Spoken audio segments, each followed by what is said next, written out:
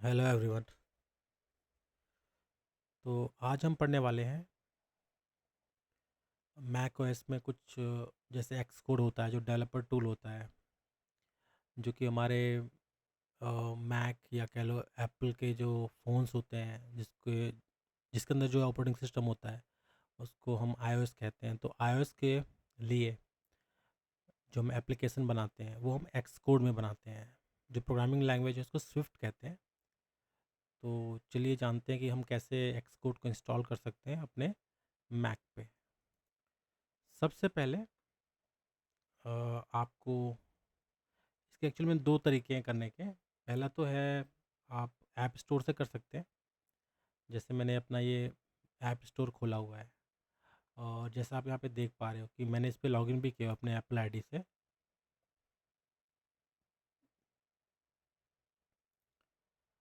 और यहाँ पे आपको सर्च करना होगा एक्स कोड। तो जैसे ही मैंने यहाँ पे सर्च किया, जो पहला ऑप्शन है एक्स कोड का, ये यहाँ पे आपको दिखा देगा। तो ये जो एक्स कोड है इसका जो वर्ज़न है 15.4 है। और इसके अंदर आप देख सकते हैं कि ये इंक्लूड करता है स्विफ्ट 5.10 और जो इसका सॉफ्टवेयर डेवलपमेंट किट है आईओएस के लिए या आईपैड ओएस के लिए या टीवी ओएस के लिए या वॉच ओएस के लिए। तो ये जितने भी चीज़ हैं, अ, जैसे iOS है तो इसको हम जो एप्पल के फ़ोन्स होते हैं उसका ऑपरेटिंग सिस्टम कह सकते हैं। ये आईपैड का ऑपरेटिंग सिस्टम है। ये आपका जो एप्पल के जो टीवी आते हैं ये उसका ऑपरेटिंग सिस्टम है। ये जो एप्पल के वॉच आते हैं ये उसके हैं। तो कहने का मतलब ये है कि आप ऑलमोस्ट एप्पल के जितने भी प्रोडक्ट्स हैं उसके यहाँ पे आप एप्लीकेशन डेवलप कर सकते हैं। यहाँ मैं ऐप स्टोर पे यहाँ पे हम देख सकते हैं एक्स कोड। यहाँ राइट हैंड साइड में इसका कुछ एप्पल का वेबसाइट और सपोर्ट के लिंक्स दिए हुए हैं यहाँ पे। साथ में कुछ और ऐप्स भी दिए हुए हैं। यहाँ पे आप देख सकते हो कस्टमर के रेटिंग्स वगैरह हैं, रिव्यूज़ है। तो आप यहाँ से चाहो तो ये गेट पे क्लिक करके, इंस्टॉल ऐप पे क्लिक करके एक्स कोड को इंस्टॉल कर सकते हो। इसका दूसरा तरीका और भी है। अगर आप चाहते हो कि या आपके ऐप स्टोर में कुछ प्रॉब्लम है, आप उस पे यहाँ से डाउनलोड नहीं कर पा रहे हैं, तो आप चाहो तो इसका एक ज़िप फॉर्मेट जिसका जो एक्सटेंशन होता है XIP होता है। तो मैक में उसको XIP कहते हैं ज़िप को। तो उस फॉर्मेट में भी या एक तरह से कह लो सेटअप फाइल्स होते हैं, तो उसको आप डायरेक्ट वेबसाइट से डाउनलोड करके उसको अनजिप करके एप्लीकेशन फ़ोल्डर में उसको भी आप इंस्टॉल कर सकते हो। तो एक बार वो भी देख लेते हैं। तो सबसे पहले मैं यहाँ पे अपना सफारी का जो ब्राउज़र है वो खोलूँगा और यहाँ पे मुझे टाइप करना है एक्स कोड रिलीजेस .com। तो जैसा कि आप यहाँ पे देख रहे हैं कि एक्स कोड के जितने भी रिलीज़ हैं और जितने भी इसके हिस्टोरिकल जो भी वर्जन्स आए हैं वो आप यहाँ से चेक कर सकते हैं। तो आपका जो सॉफ्टवेयर या जो आपका ऑपरेटिंग सिस्टम है जो सपोर्ट करता है, जैसे कि मेरा जो है वो 10.6 या कुछ है। मैं एक बार चेक कर लेता हूँ। मेरा सियरा है आई थिंक। तो ये हाई सियरा है 10.13.6। तो मुझे इसके कंपैटिबल में जो एक्स कोड है वो इंस्टॉल करना होगा। अगर मैं ऊपर वर्जन पे जाऊँगा इंस्टॉल हो जाएगा, लेकिन वो काफ़ी स्लो चलेगा या मुझे होगा तो ऑपरेटिंग सिस्टम को अपग्रेड करना होगा। तो आप जिस टाइप के ऑपरेटिंग सिस्टम में हो, मैक के वर्जन में हो, आप उसके कंपैटिबल में ही एक्स कोड डाउनलोड करें और उसको इंस्टॉल कर रहे हैं। जैसे कि यहाँ पे 12.2 है। तो यहाँ पे आप देख सकते हो डाउनलोड का बटन है, तो इसको आप क्लिक करके डायरेक्ट एक्स कोड को जिप फॉर्मेट में, जिसको हम कहते हैं XIP, तो उस फॉर्मेट में आप डाउनलोड कर लें। और डाउनलोड करने के बाद उसको आपको एक्सट्रैक्ट करना है। मैं आपको दिखाता हूँ वो। पहले एक बार मैं इसको डाउनलोड कर लेता हूँ। तो मेरा जो करंट वर्ज़न है 10.13, तो इसका जो कंपैटिबल है, आप यहाँ पे देख सकते हो 10.12 आ गया, 10.13, यहाँ पे 10.14। तो मैं ये चाहूँगा कि अब देखिए यहाँ पे बीटा 2, मतलब जो बीटा वर्जन्स होते हैं ये वो भी दिखा रहा है, बीटा 1, बीटा 2, और ये जो है ये आपका स्टेबल वर्जन है। तो ये 30 अक्टूबर 2018 को रिलीज़ हुआ था मैक ओएस 10.13.6 के लिए, और जिसका जो स्विफ्ट वर्जन है वो है 4.2.1, और ये इसका बिल्ड नंबर है 1000.11.42। और यहाँ पे आप कुछ इसके बिल्ड्स के और भी देख सकते हैं कि वॉच ओएस कौन सा वर्जन है, टीवी ओएस कौन सा वर्जन है। तो मैं सिंपली यहाँ पे डाउनलोड पे क्लिक करूँगा, और ये आपको एक बार आपके एप्पल आईडी को मांगेगा कि जो भी आपका एप्पल आईडी है आप इस पे जाके, जो आपके एप्पल आईडी पे जाके जैसे आपने लॉगिन किया तो आपको ये डाउनलोड करने दे देगा। मैं पहले इसको डाउनलोड कर लेता हूँ और उसके बाद मैं आपको इंस्टॉल करके बताता हूँ। नेक्स्ट आप देख सकते हैं यहाँ पे मैंने एक्स कोड रिलीज से ये XIP फाइल कॉपी कर लिया, और जैसा कि आप देख रहे हैं, अगर मैं इसको बड़ा कराऊँ तो ये एज अ जिप दिख रहा है। कहने का मतलब ये जिप फाइल है 5.88 GB का। जैसा कि आप देख रहे हैं ये XIP फाइल है। अम, इसको आप चाहे तो CLI से आप मूव कर सकते हैं एप्लीकेशन फोल्डर में, या आप चाहे तो डबल क्लिक करके इसको एक्सट्रैक्ट कर सकते हैं। ये आपके आर्काइव यूटिलिटी में खुलेगा, और सबसे पहले ये जो डिजिटल सिग्नेचर है इसको वेरीफाई करेगा, देन उसके बाद इसको एक्सट्रैक्ट कर देगा। आपको जो एक्सट्रैक्टेड जो फ़ोल्डर मिलेगा उसको मूव करना है आपके एप्लीकेशन के अंदर में। तो उससे क्या हो जाएगा, आपका एक्स कोड है वो आपके सिस्टम के जो एप्लीकेशन फ़ोल्डर है उसमें चला जाएगा, और वहाँ से आप शॉर्टकट बना के एक्स कोड का आप एक्स कोड को यूज़ कर सकते हैं। तो थोड़ा वेट करते हैं, इसमें काफ़ी टाइम लगता है इसको एक्सट्रैक्ट करने में। तो जैसे ही एक्सट्रैक्ट होता है मैं आपसे फिर कनेक्ट करता हूँ।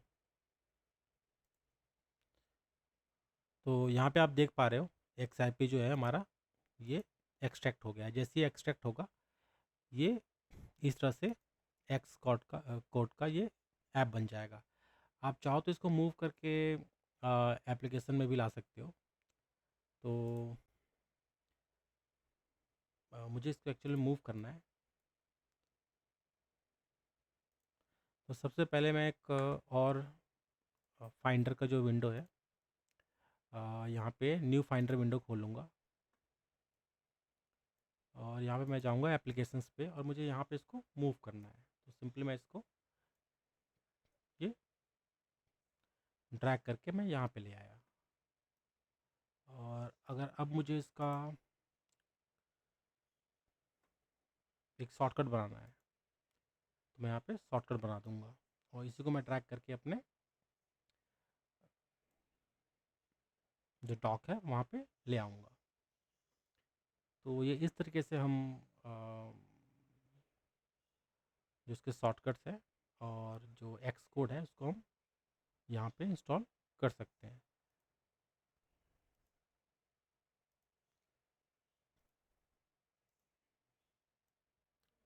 तो यहाँ पे आप देख सकते हो जैसे आपका एक्स कोड स्टार्ट होगा तो कुछ इनिशियल इंस्टॉलेशन के बाद ये कुछ इस तरह का विंडो आपको दिखाई देगा। यहाँ पे आप गेट स्टार्टेड कर सकते हैं, फिर क्रिएट न्यू एक्सकोड प्रोजेक्ट कर सकते हैं। यहाँ पे कोई एग्जिस्टिंग जो प्रोजेक्ट है गिटहब में या कहीं पे भी कोई भी रिपॉजिटरी में, तो वहाँ से आप इसको नए कोड को लेके आप उसको स्टार्ट कर सकते हो। फिलहाल के लिए मैं क्रिएट अ न्यू प्रोजेक्ट पे क्लिक करूँगा। तब यहाँ पे आप देख सकते हो कि सिंगल व्यू ऐप बनाना है, कोई गेम बनाना है, कुछ ऑगमेंटेड रियलिटी ऐप बनाना है, या डॉक्यूमेंट बेस्ड ऐप बनाना है, पेज बेस्ड बनाना है। तो इस पर आपको कई तरह के आपको प्रोजेक्ट के टाइप्स मिल जाएंगे, और ये iOS के लिए है, मतलब ये एप्पल के लिए, एप्पल के आईफोन के लिए है। ऐसी वॉच ओएस के लिए है, जो एप्पल के वॉच आते हैं उसके लिए आप बना सकते हैं। ऐसे टीवी के लिए एप्पल का जो टीवी है उसके लिए है, और यहाँ पे आप देख सकते हैं मैक के लिए। तो मैक के लिए आप देखोगे तो इस पे आपको कई सारे ऑप्शंस मिलेंगे। यहाँ पे आप देख सकते हो लाइब्रेरी है, ये कोकोआ का आपका फ्रेमवर्क है, एक्सपीसी सर्विसेज है, बंडल्स है, एप्पल स्क्रिप्ट के ऐप्स हैं, कई सारे एनिमेटर एक्शन है, और भी कई सारी चीज़ें हैं। तो आप अपने ज़रूरत के हिसाब से यहाँ पे किसी भी तरह का ऐप आप बना सकते हैं। फ़िलहाल मैं आपको एक बार कोकोआ ऐप पे क्लिक करके इसको नेक्स्ट करते हैं, और यहाँ पे प्रोडक्ट का नाम डाल देते हैं टेस्ट, और इसी तरह से जो आइडेंटिफायर है ऑर्गेनाइजेशन का वो हम ये लिख सकते हैं com dot example dot test, या यहाँ तक ही रख देते हैं। और इसके बाद ये आप देख सकते हो यूज़ कोड डेटा, और इस पे यूनिट टेस्ट वगैरह यहाँ पे आप कॉन्फ़िगर कर सकते हैं। तो ये आपको एक बार सेव करने के लिए बोलेगा कि आप इसको कहाँ पे सेव करना चाहते हो। तो मैं चाहता हूँ कि मैं इसको डॉक्यूमेंट पे सेव करूँ, एक फ़ोल्डर बना देगा ये टेस्ट के नाम से। और ये इस तरीके से आपका एक जो एक्स कोड का जो विंडो है पूरे कोड के साथ यहाँ पे आप देख सकते हो, जो प्रोग्रामिंग के जो कोड हैं स्विफ्ट में, ये देखिए स्विफ्ट के पूरे कोड हैं। तो ये यूनिट टेस्ट का है, ये आपका जो प्रोडक्ट है वो। और जैसे ही आप इसको बिल्ड करोगे आपका टेस्ट ऐप जो है मैक ओएस के लिए, क्योंकि अभी हम फिलहाल मैक ओएस के लिए बना रहे हैं, तो ये इस तरीके से आ जाएगा। इसके अलावा कई सारे एसडीके के टूल्स होते हैं जो डेवलपमेंट के काम आते हैं, प्लस सीएलआई होता है, सीएलआई के कमांड टूल होता है एक्सपोर्ट के लिए। तो कुछ एक्स्ट्रा सॉफ्टवेयर हैं उसको भी आप यूज़ करके एप्पल ऑपरेटिंग सिस्टम के लिए आप डेवलपमेंट कर सकते हो। तो ये एक मल्टीपल डेवलपमेंट आईडी है, इसके अंदर आप चाहो तो एप्पल के डिफरेंट डिफरेंट जो प्रोडक्ट्स हैं, जैसे एप्पल का आईफोन है या मैक है, या आप कह लो कि एप्पल का वॉच है, तो उनके लिए आप अच्छे अच्छे एप्लीकेशन यहाँ पे अपने हिसाब से बना सकते हो। तो इस तरीके से हम जो भी आपके डेवलपर का जो आईडी है जिसको हम एक्स कोड कहते हैं, तो ये नेटिव है एप्पल का, और इसी के थ्रू ही आप आईओएस के लिए एप्लीकेशन बना सकते हैं। तो जैसा कि मैंने आपको पहले ही बताया था, अ, हमारे पास मैक के अंदर एक टूल होता है जिसको हम कहते हैं ऑटोमेटर। अब ये जो ऑटोमेटर है ये एक्चुअल में करता क्या है, तो जैसे मैंने पहले ही बताया था कि जो ऑटोमेटर है वो काफ़ी सारे आपके जो टास्क हैं वो ऑटोमेट करता है। तो अगर मुझे कोई टास्क ऑटोमेट करना है, जैसे ये मेरा कुछ डेवलपमेंट इन्वायरमेंट है एक्स कोड का, मैं चाहता हूँ कि जो कोड है ऑटोमेटिकली वो रिकम्पाइल हो जाए या कंपाइल होकर उसका बिल्ड बन जाए, तो मैं वो सब जो टास्क है वो भी अपने ऑटोमेटर से कर सकता हूँ। तो आइए अब हम सीखते हैं, जैसे अभी हमने ये एक्स कोड के बारे में देखा कि कैसे इसको इंस्टॉल करते हैं और कैसे इसको यूज़ करते हैं। हम ये जानते हैं कि कोई भी थर्ड पार्टी सॉफ्टवेयर है किसी वेंडर का, तो वो हम कैसे इंस्टॉल करें। तो इंस्टॉल करने का तरीका वैसे ही है, जैसे कि आप जो ऐप स्टोर में जाते हैं और यहाँ पे जो एप्लीकेशन है उसको इंस्टॉल करते हैं, लेकिन कुछ एप्लीकेशन ऐसे होते हैं जो आपको ऐप स्टोर में मिलेंगे नहीं।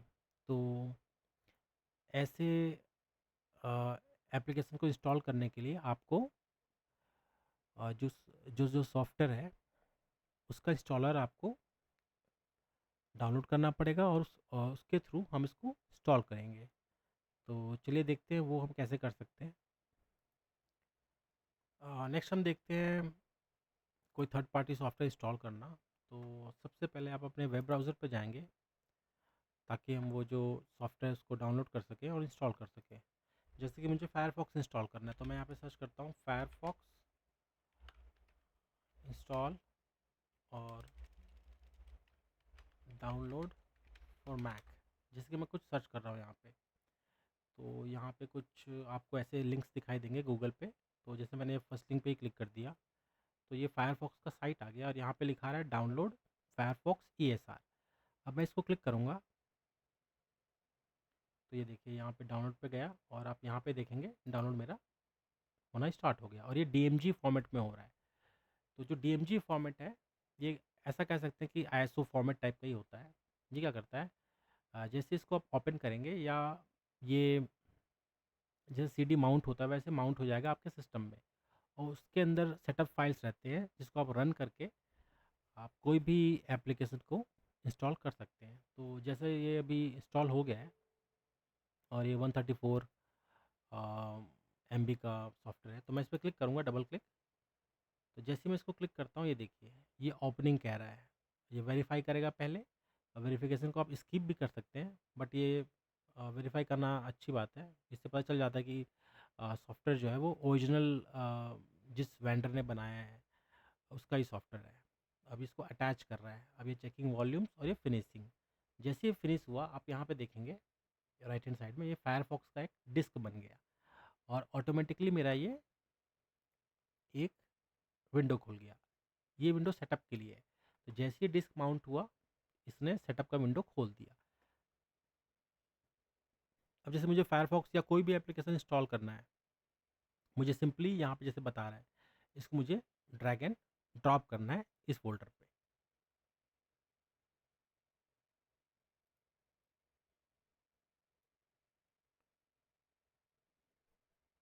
तो ये देखिए, ये एक तरह से इसको शॉर्टकट कह सकते हैं, ये एप्लीकेशन फोल्डर का शॉर्टकट है। तो जो फायरफॉक्स है उसको मैंने ड्रैग कर दिया ये एप्लीकेशन फ़ोल्डर के अंदर। ये वेरीफ़ाई करेगा और उसको इंस्टॉल करेगा एप्लीकेशन फ़ोल्डर के अंदर। तो कहने का मतलब ये है कि जितने भी एप्लीकेशंस होते हैं आपको एप्लीकेशन फ़ोल्डर्स के अंदर ही मिलेंगे। हाँ, आप चाहे तो किसी और फ़ोल्डर में डाल सकते हैं, बट एक अच्छे मतलब एप्लीकेशन को मैनेज करने के लिए एक जगह पे अगर सब एप्लीकेशन हो तो वो ज़्यादा अच्छा है। थोड़ा वेट करते हैं, एक बार इसको वेरीफ़ाई होकर इंस्टॉल हो जाने देते हैं। इंस्टॉलर वेरीफ़ाई होने के बाद ये आपको कुछ इस तरह से डायलॉग बॉक्स देगा, जैसे आप यहाँ पे देख सकते हो। ये कह रहा है कि फायरफॉक्स जो है इसको हमने इंटरनेट से डाउनलोड किया है और ये जो इमेज है सिक्योर है कि नहीं, इसकी मतलब सिक्योरिटी के लिए, वेरिफिकेशन के लिए वो एक आपको ये डायलॉग बॉक्स देगा कि क्या आप चाहते हैं कि इसको हमें ओपन करना है। तो मैं क्लिक कर दूंगा ओपन पे। जैसे ही मैंने ओपन पे क्लिक किया, आप देखेंगे यहाँ पे एक मुझे फायरफॉक्स का ये आइकन मेरे एप्लीकेशन फोल्डर के अंदर बन गया। अब जैसे मैं ये इंस्टॉल को क्लोज़ कर देता हूँ और चाहता हूँ कि मैं इस डिस्क को हटा दूँ यहाँ से, तो मैं राइट क्लिक करूँगा, यहाँ पे इजेक्ट कर दूँगा फायरफॉक्स को। तो ये जो मेरा डिस्क है ये गायब हो जाएगा यहाँ से। और यहाँ पे मैं सफारी भी बंद कर देता हूँ। मैं चाहता हूँ कि मैं फायरफॉक्स पे काम करूँ, तो मैं इस पर क्लिक करूँगा। अब मेरा फायरफॉक्स लॉन्च हो जाएगा, ये आप देख सकते हैं। जैसे मैंने फायरफॉक्स को लॉन्च किया, ये मेरा फायरफॉक्स विंडो यहाँ पे आ गया। मैं चाहूँगा कि मैं इसको एक शॉर्टकट बना दूँ यहाँ पे, तो मैं इस तरीके से इसको ड्रैग करके भी यहाँ पे एक शॉर्टकट बना सकता हूँ। अब मैं इस वाले विंडो को क्लोज़ कर देता हूँ। ये मेरा फायरफॉक्स का स्किप दिस स्टेप कर दिया मैंने। और कुछ सेटिंग्स है, इनिशियल सेटिंग्स फायरफॉक्स के, ये सबको मैं स्किप कर देता हूँ। स्टार्ट ब्राउजिंग पे मैं क्लिक कर दूँगा, तो यहाँ से मैं मेरा जो ब्राउज़र है वो चलने लग जाएगा। तो हमने देखा कि इस तरीके से हम कोई भी एप्लीकेशन को डाउनलोड करके उसको इंस्टॉल कर सकते हैं, उसके शॉर्टकट्स बना सकते हैं और उसको लॉन्च कर सकते हैं। इसी तरह हम जैसे फ़ोटोशॉप है या कई सारे इमेज के सॉफ्टवेयर्स हैं या कुछ और वीडियो एडिटिंग टूल्स हैं, वो भी हम इसी तरह से इंस्टॉल करते हैं। चलिए अब कुछ मैक के शॉर्टकट कीज़ के बारे में बात कर लेते हैं। जैसे फाइंडर पे आप जैसे गो पे क्लिक करोगे तो आपको यहाँ पे दिखेगा, ये इसके शॉर्टकट कीज़ है।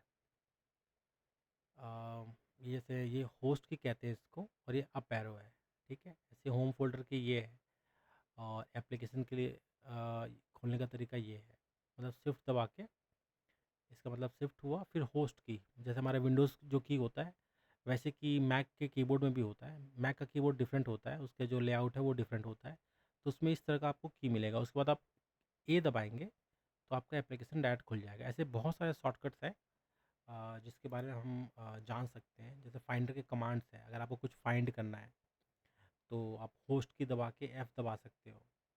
और इसी तरह से कई सारे एप्लीकेशन के कमांड है, जैसे कि आपको कोई फाइल ओपन करना है तो जैसे विंडोज़ में कंट्रोल O होता है, वैसे यहाँ पे जो आपका होस्ट की है या मैक की बोलते हैं उसको, तो मैक की प्लस O, तो उससे कोई भी फाइल का जो डायलॉग बॉक्स है ओपन फाइल का वो खुल जाएगा। क्लोज़ करने के लिए भी कई सारे ऐसे कमांड्स होते हैं कि जो मैक की होता है और W होता है, उससे आपको जो भी विंडो है या डॉक्यूमेंट है वो क्लोज़ हो जाएगा। टेक्स्ट एडिटिंग के ऐसे कई सारे शॉर्टकट्स होते हैं, मिशन कंट्रोल के भी शॉर्टकट्स होते हैं, सफारी के भी स्पेसिफिक शॉर्टकट्स होते हैं। ऐसे आपको शॉर्टकट्स काफ़ी सारे मिल जाएंगे नेट पे अगर आप सर्च करें तो। सिस्टम के कुछ कमांड्स हैं कि स्क्रीन कैप्चर करना है तो आप शिफ्ट दबा के आपका मैक की +5 दबाएंगे तो वो कैप्चर कंट्रोल आपको दे देगा। स्क्रीन को कैप्चर करना है तो फिर आपको शिफ्ट दबा के, होस्ट की दबा के 3 आप दबाएंगे। तो ऐसे कई सारे आपके डिफरेंट डिफरेंट शॉर्टकट कीज़ है। ऑलमोस्ट काफ़ी सारे इसके अंदर हैं। आप जैसे इस पे काम करने लगेंगे तो आपको ये पता चलते जाएगा और इसके थ्रू आप काफ़ी क्विकली, मतलब अ, बिना माउस हिलाया बहुत सारे एप्लीकेशंस वगैरह खोल पाएंगे और काम कर पाएंगे। नेक्स्ट हम चलते हैं, जैसे हमारा जो मैक होता है इसमें कई बार स्टार्टअप प्रॉब्लम्स आता है। जैसे आपका सिस्टम में स्टार्ट होते ही जैसे एप्पल का लोगो आया और वो स्टक हो गया, ठीक है, या चलते चलते ब्लैंक स्क्रीन आ गया, या बार बार रिबूट हो रहा है, या कुछ एरर मैसेज दे रहा है, कह रहा है कि बूटेबल डिवाइस जो आपका है वो नॉट फाउंड बोल रहा है, या कुछ कर्नल पैनिक नाम का ऐसे एरर्स आते हैं। कई सारे ऐसे डिफरेंट डिफरेंट एरर्स आते हैं। इसको सॉल्व करने के तरीके भी अलग है।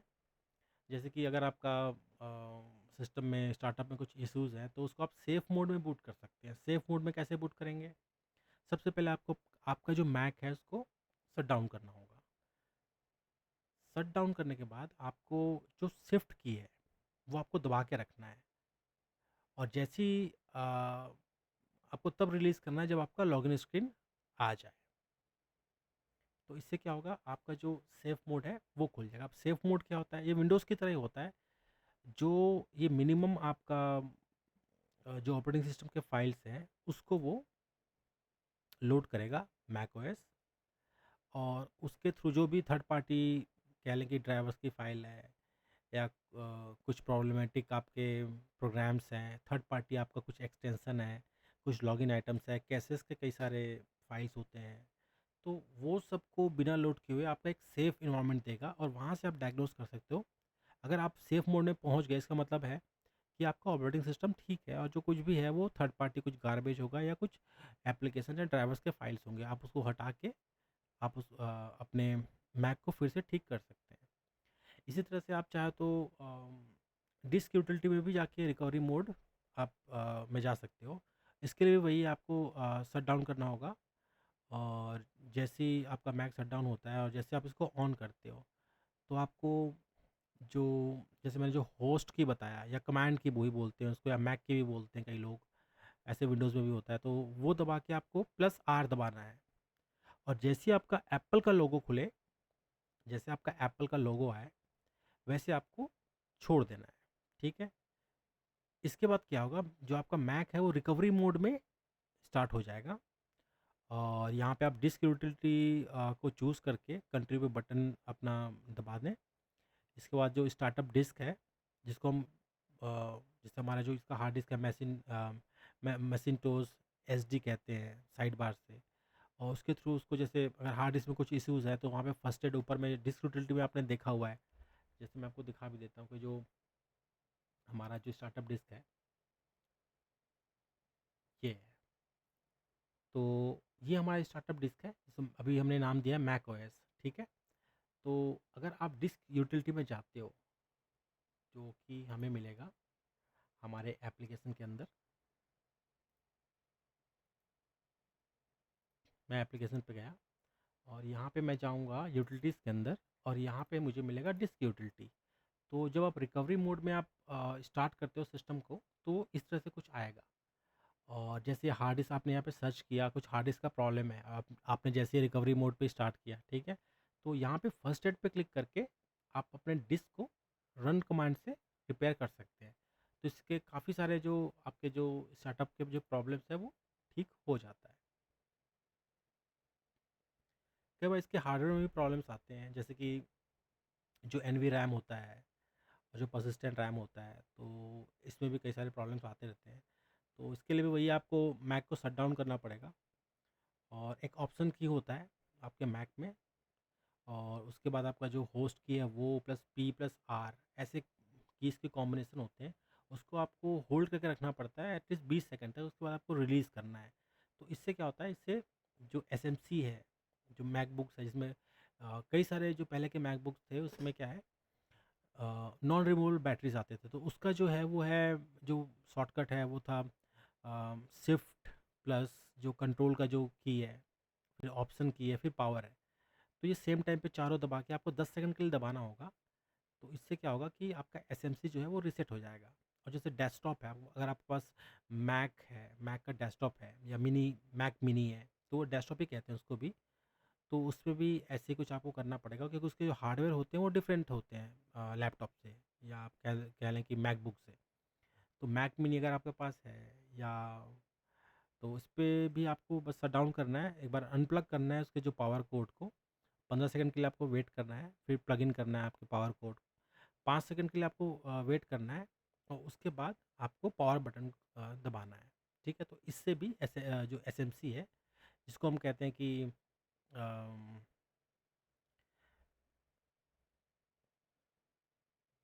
जो मतलब कहने का मतलब जो सिस्टम का जो मैनेजमेंट कंट्रोलर है, उसको उसी को हम एसएमसी कहते हैं। वो काफ़ी इम्पोर्टेंट कंपोनेंट है हमारे मैक का। ये हमारे विंडोज़ वगैरह में भी होता है, ये हार्डवेयर का बहुत इम्पोर्टेंट पार्ट है। तो इसके थ्रू हम एसएमसी को रीसेट भी कर सकते हैं। अगर हमें जैसे मैक ओएस को कभी रीइंस्टॉल करना पड़ा, तो हम ये कैसे कर सकते हैं? तो इसको सबसे पहले हमें बूट करना पड़ेगा रिकवरी मोड में। सेम जो प्रोसेस है वो वही है कि पहले शट डाउन करना है आपके मैक को।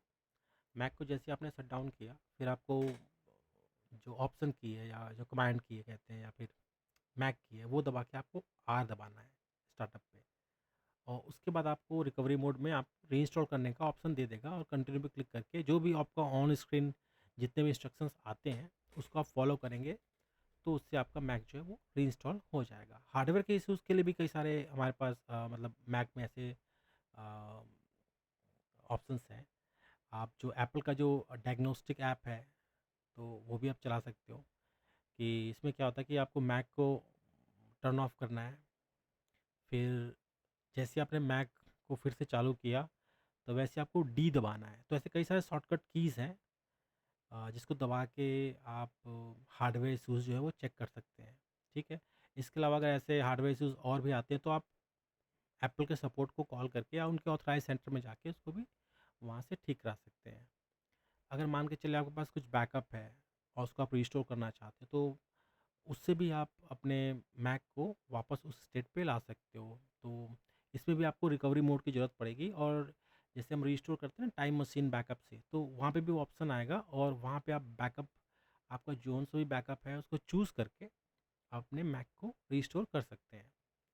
अम, ये हमेशा रिकमेंडेड होता है कि जितना भी मैक के जो भी मैक के अपडेट्स आते हैं वो आप रेगुलर लें। इससे क्या होता है, जो भी बग्स वगैरह होते हैं पिछले, या जो भी ऑपरेटिंग सिस्टम्स वगैरह में हैं, वो फिक्स होते रहते हैं और ठीक होते रहते हैं।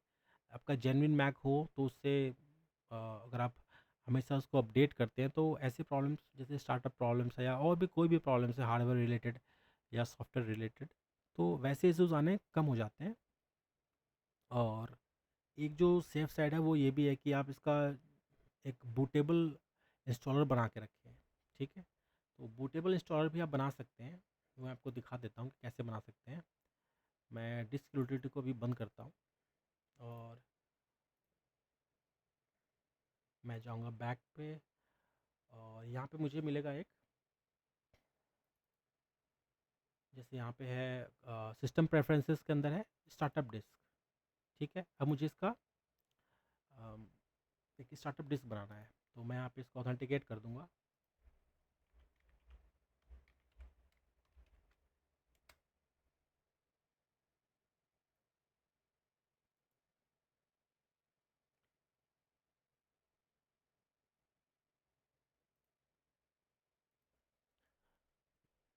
तो एक जो आपका रिकवरी इंस्टॉलर बनाने के लिए आपको सबसे पहले आपका जो टर्मिनल है, मैक ओएस का जो टर्मिनल है, आपको पहले ये खोलना पड़ेगा। और आपका जो सीडी था या जो डीएमजी फाइल है या इंस्टॉलर जो फाइल है, आप चाहो तो इसको मैक एप्पल के साइट से डाउनलोड कर सकते हो। तो सबसे पहले आपको ये माउंट करना है आपके मैक ओएस में। तो ऐसे सीडी का ऑप्शन आ जाएगा और आप सबसे पहले यहाँ पे एक मैं आपको कमांड दिखाता हूँ। ये है sudo application install Mac OS High Sierra dot app. App के अंदर contents, resources, create install media. अभी जो क्रिएट इंस्टॉल मीडिया है ये आपको कहाँ से मिलेगा, ये पाथ आया कहाँ से। और फिर इसके आगे लिखा है माइनस माइनस वॉल्यूम, फिर वॉल्यूम्स, फिर माई वॉल्यूम। तो ये जो है आपका ये पेन ड्राइव का ये आपका पाथ होगा। जैसे आप आपके सिस्टम में पेन ड्राइव डालेंगे तो एक पाथ आएगा, उस एग्जैक्टली उस करेक्ट जो पाथ है उसको यहाँ पे आपको देना होगा कि मेरे पेन ड्राइव का जो पाथ है वो ये है। ठीक है। और ये जो है यहाँ पे क्रिएट इंस्टॉल मीडिया, अब ये एक स्क्रिप्ट है जो आपको इंस्टॉलर का जो सीडी है उसके अंदर आपको मिल जाएगा। मैं आपको दिखा देता हूँ। जैसे मैं इसको ओपन करूँगा ये कुछ इस तरह से खुलेगा। अब इसका मैं करूँगा शो पैकेज कंटेंट्स। फिर आप जैसे देखेंगे यहाँ पे एप्लीकेशन के अंदर यहाँ पे इंस्टॉल है, फिर मैक ओएस है। तो फिर मैं कंटेंट्स पे गया। कंटेंट्स पे जाने के बाद मुझे मिलेगा यहाँ पे रिसोर्सेज का, और यहाँ पे मुझे मिलेगा क्रिएट इंस्टॉल मीडिया। तो एक्चुअली मुझे ये जो पाथ है ये यहाँ पे देना होगा। जो करेक्ट पाथ है वो हमारे पास ये है, ये वाला पाथ है। तो ये स्क्रिप्ट का पाथ है ना। तो सूडो में पहले कर दूंगा। सूडो सूडो मतलब ये जो स्क्रिप्ट चलेगा वो एडमिन प्रिविलेजेस से चलेगा। फिर मैं इसको यहाँ पे सूडो करके इसको जो इसका जो हमारे पास पाथ है वो ऑटोमेटिकली अब यहाँ पे ड्रैग करोगे तो अपने आप ये पाथ आ जाएगा। इसके आगे बस आपको क्या करना है, जो भी आपका यूएसबी ड्राइव है उसका आपको यहाँ पे पाथ देना है।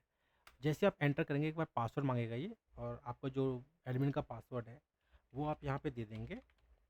तो ये क्या करेगा, आपका जो पेन ड्राइव है या जो यूएसबी का जो ड्राइव है उसमें ये जो पूरा इमेज है वो वहाँ पे ट्रांसफ़र हो जाएगा। तो इससे क्या होगा, कभी भी आपका सिस्टम ख़राब हो रहा है तो आप उसको उससे बूट करा के उसको फिर से आप मैक के ऑपरेटिंग सिस्टम को ठीक कर सकते हैं।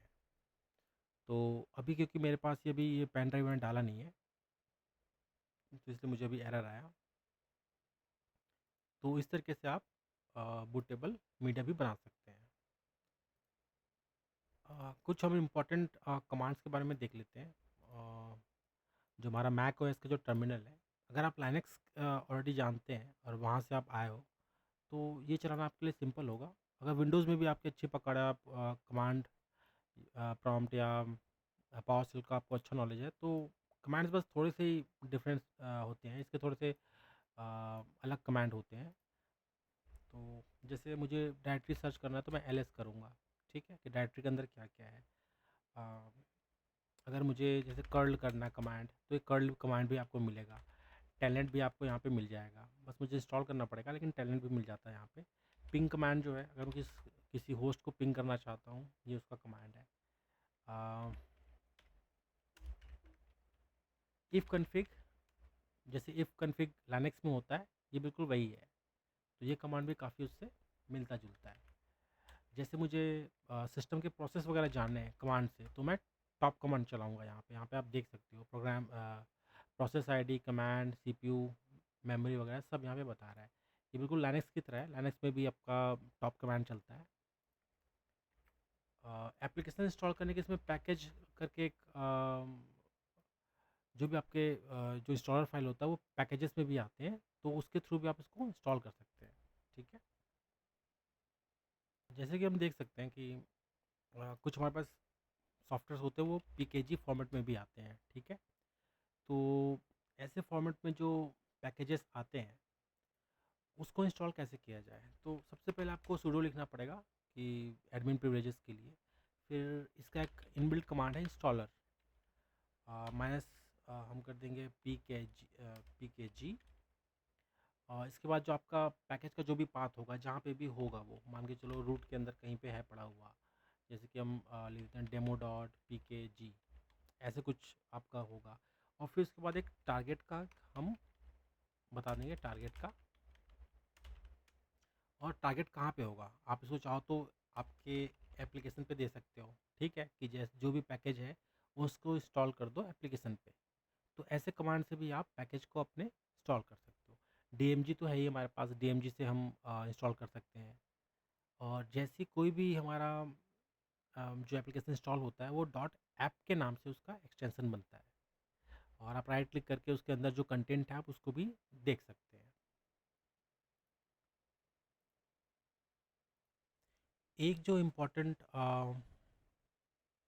जो फीचर है, जैसे कि हम आपको पता होगा कि जैसे हम लाइनेक्स में कोई भी सॉफ्टवेयर इंस्टॉल करते हैं, जैसे आप उबंटू पे हो तो वहाँ पे एप्ट करके इंस्टॉल लिखते हैं, फिर कोई भी सॉफ्टवेयर का नाम लिखते हैं तो वो आपके सिस्टम में इंस्टॉल हो जाता है। तो इसी तरीके से मैक में भी यही होता है, बट जैसे कोई इसका अल्टरनेटिव जैसे डिफ़ॉल्ट जो है जो सॉफ्टवेयर वो होता नहीं है। सबसे पॉपुलर जो है वो होम ब्रीव है यहाँ पे। अब होम ब्रीव जो है, जैसे मैं यहाँ पे होम ब्रीव टाइप करूँ तो फिलहाल अभी होम ब्रीव इंस्टॉल नहीं है, इसलिए वो दिखाई नहीं देगा। इसको इंस्टॉल करने का जो सबसे सिंपल तरीका है वो एक कर्ल का एक कह लें कि स्क्रिप्ट आता है। अ, मैं आपको दिखा देता हूँ। ये इस तरह से आएगा स्क्रिप्ट। बिन बैश मतलब हमारा जो बैश का है, एक तरह से कहें तो जो सेल के स्क्रिप्ट हम एग्जीक्यूट करते हैं, ये वो है बैश है। और यहाँ पे कर्ल कमांड है, और यहाँ पे आप देख रहे हैं कि गिटहब में होम ब्रीव के अंदर install had install dot S H है, मतलब ये सेल का स्क्रिप्ट फाइल है, वो ऑटोमेटिकली कर्ल से इंस्टॉल होगा। तो ये इस तरीके से हम अपना पासवर्ड देके ये क्या करेगा, ये जो होम ब्रीव है, ठीक है, या ब्रीव जो बोलते हैं हम उसको, तो वो आपको इंस्टॉल करके दे देगा। तो इसके बाद क्या हो जाएगा, जैसे हम लाइनेक्स में ऐप जब कमांड चलाते हैं, सेंट ओएस या रेड हैट में हम यम कमांड चलाते हैं, ठीक है, तो ऐसे ही ये भी कमांड के थ्रू जो सॉफ्टवेयर वगैरह हैं, अपाचे है या कर्ल कमांड है, टेलनेट है, वो सब यहाँ पे आप कमांड लाइन के थ्रू भी आप इंस्टॉल कर सकते हो, जैसे हम लाइनेक्स में करते हैं। तो होम ब्रीव आपको इस तरह से काफ़ी सारे आपको जो सॉल्यूशन है वो देता है। जैसे मुझे यहाँ पे लिखना है ब्रीव इंस्टॉल wget।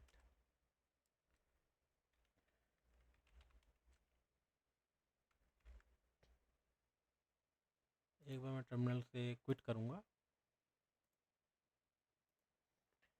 तो होम ब्रीव आपके बिल्कुल लाइनेक्स की तरह काम आता है। लाइनेक्स में जैसे हम ऐप यूज़ करते हैं, यम यूज़ करते हैं, वैसे ही काम आता है। हालांकि अभी मेरा जो सेटअप है ये फेल हो चुका है, वो इसलिए क्योंकि मेरा जो ये वर्ज़न है काफ़ी पुराना वर्ज़न है, हाई सियरा।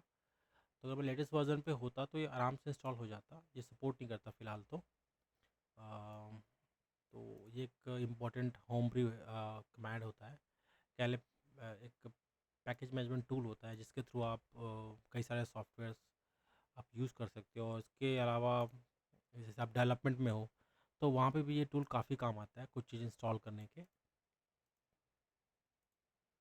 तो जैसा कि हम पढ़ते आए हैं कि हमारा जो ये जो मैक है ये काफ़ी एडवांस ऑपरेटिंग सिस्टम है। अ, इस पे हम काफ़ी फ्लॉलेसली हम इस पे काम कर सकते हैं। लैग वगैरह इस पे होता नहीं, अगर आप ओरिजिनल मैक पे हो तो बहुत अच्छे से इस पे आप काम कर सकते हो। इसका जो यूज़र इंटरफेस है वो काफ़ी इनिशिएटिव है। और अ, जितने भी हाई एंड डेवलपमेंट है वो इस पे आराम से हम कर सकते हैं। ठीक है, ये फाइंडर है हमारा, जैसे एक्सप्लोरर होता है वैसे ही है। तो अ, ये हमने पहले ही पढ़ा हुआ है। इसका जो रूट का जो डायरेक्टरी है वो इस तरह दिखता है। रूट कहने का मतलब है जैसे सी ड्राइव होता है, यहाँ पे हार्ड डिस्क बोलते हैं मैक ओएस का हार्ड डिस्क, तो उसको स्लैश रूट मान के चलो, वो स्लैश रूट है, जैसे बिल्कुल लाइनक्स में होता है ये वैसे ही है। और इसके अंदर ये 4-5 फ़ोल्डर्स होते हैं, कुछ हिडन फ़ोल्डर्स भी होते हैं, वो दिखते नहीं है। ऐप्स के अंदर आपके जो एप्लीकेशन के अंदर आपके एप्लीकेशंस होती है, लाइब्रेरी फाइल्स है, कुछ सिस्टम ऑपरेटिंग सिस्टम के फाइल्स हैं, ये यूज़र्स के फाइल है, और ये वर्चुअल मेमोरी का फाइल है जिसमें स्वैप फाइल वगैरह आपको देखने को मिल जाएगा। यहाँ पे यूज़र्स के अंदर आप जितने भी यूज़र्स बनाएंगे वो यहाँ पे दिखने लगेगा। नेक्स्ट जो है यहाँ पे सिस्टम फाइल के अंदर लाइब्रेरी, और ये बहुत सारे आपके जो ऑपरेटिंग सिस्टम के जो इम्पोर्टेंट फाइल्स हैं वो आपको यहाँ देखने को मिल जाएंगे। ये इक्विवेलेंट है सी विंडोज़ के बराबर या सिस्टम 32 के बराबर। तो वहाँ पे जैसे फाइल्स होते हैं वैसे ही फाइल्स पड़े हुए हैं यहाँ पे। और यहाँ पे हम देख सकते हैं लाइब्रेरी फाइल है, जो भी कह लें इसको कि सपोर्टिंग जो फाइल्स होते हैं ड्राइवर्स वगैरह की, जैसे आप देख रहे हैं ग्राफिक्स के हैं या जो एप्लीकेशन के हैं या फ्रेमवर्क्स के हैं, यहाँ पे फ्रेमवर्क्स देख सकते हैं। ठीक है, तो वो सब आप यहाँ पे देख सकते हो। एक जो इम्पोर्टेंट चीज़ है कि जो मैक का ऑपरेटिंग सिस्टम है वो उस पर कई सारे लैंग्वेजेस में प्रोग्राम्स बने हैं। जैसे आप यहाँ पे देख सकते हो, मुझे यहाँ पे जावा दिख रहा है, यहाँ पे पाइथन दिख रहा है, और ऐसे मुझे यहाँ पे रूबी भी दिख रहा है और पर्ल भी दिख रहा है। तो इन सब एप्लीकेशंस में इसके कई सारे एप्लीकेशंस जो होते हैं इसके अंदर वो बने हुए हैं, जिनकी क्वालिटी काफ़ी अच्छी होती है और अच्छे से वर्क करता है। तो ये इसका पूरा फोल्डर स्ट्रक्चर है, आप यहाँ पे देख सकते हो। लास्ट जो हमारा एप्लीकेशन है, जैसे मैंने पहले बताया था कि एप्लीकेशन जो होता है तो उसके अंदर जो पैकेजेस होते हैं वो आप देख सकते हैं। जैसे मैंने राइट क्लिक किया, गेट पैकेजेस किया, तो जो मेरा सिस्टम प्रेफरेंसेस के अंदर जो भी एप्लीकेशन के फाइल्स है वो मुझे दिखाई दे गया यहाँ पे। मतलब वो सिर्फ एक शॉर्टकट टाइप का है मान के चलो, उसके अंदर और भी आपके एप्लीकेशंस के फाइल होते हैं। तो जैसे ये सिस्टम के प्रेफरेंस के फाइल्स हैं, तो इस तरीके से आप पैकेज के इन्फो है, कोड के सिग्नेचर हैं, इसके रिसोर्सेज होते हैं। तो कहने का मतलब ये है कि जो एप्लीकेशन है उसको और अंदर आप डिसेक्ट करके देख सकते हैं कि उसके अंदर क्या क्या रिसोर्सेज हैं। विंडोज़ में ऐसा होता नहीं है, वहाँ पे EXE फाइल होता है वो पैक्ड होता है या उसको कंपाइल किया हुआ होता है। तो इसके थ्रू आप जो भी हमारे फाइल्स होते हैं प्रोग्राम्स के अंदर मैक के अंदर, वो आप अच्छे से आप देख पाते हो। जो रिसोर्स के जो फाइल्स होते हैं, जैसे यहाँ पे PNG फाइल्स हैं, तो ये जो प्रोग्राम्स को चलाने के जो काम आते हैं ये वो फाइल्स हैं। ठीक है, तो इस तरीके से आप अच्छे से मैकओएस को और अच्छे से डिसेक्ट कर सकते हो और अच्छे से देख सकते हो कि एप्लीकेशंस के अंदर क्या क्या होते हैं। इसी तरह से आप चाहो तो जो विंडोज़ का जो नेटवर्किंग में अगर आप हो, तो आप जैसे यहाँ पे मैं देख पा रहा हूँ कि जो शेयर्ड है ये मेरा होस्ट ऑपरेटिंग सिस्टम है, तो यहाँ होस्ट से मैं इसको कनेक्ट कर सकता हूँ चाहूँ तो। और इस तरीके से आप जो रिमोट का जो सिस्टम है उससे भी कनेक्ट करके आप उसके रिसोर्सेज को यूज़ कर सकते हो।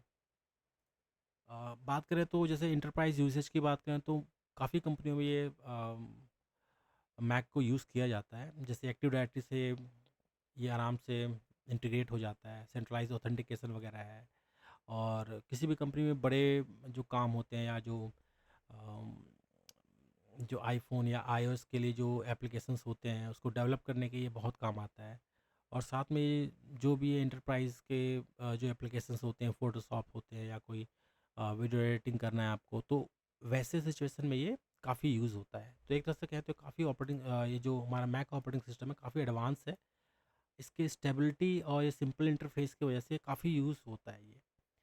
और इसके जो हार्डवेयर होते हैं काफ़ी महंगे होते हैं, लेकिन परफॉर्मेंस के हिसाब से काफ़ी स्मूथ परफॉर्मेंस देता है, स्पीड काफ़ी अच्छा होता है। जो हार्ड डिस्क वगैरह होते हैं उसका जो स्पीड है वो बहुत अच्छा होता है। तो एक तरह से कहें तो एक परफेक्ट ऑपरेटिंग सिस्टम है, बट इसका कॉस्ट कुछ ज़्यादा है। तो उसके हिसाब से जिस तरीके से जैसा भी आपको इस सिस्टम को यूज़ करना है मैक ओएस को, अगर आपके पास बजट है तो मैं ये रिकमेंड करूँगा कि आप ओरिजिनल मैक लें और उसके थ्रू आप जो भी आपका काम है वो आप कर सकते हैं। हमने आज काफ़ी सारे एडवांस फीचर्स के बारे में पढ़ लिया, ऑलमोस्ट हमने ख़त्म कर लिया। और ये हमारा लास्ट पार्ट था मैक ओएस के advance beginner to advance course में। अ,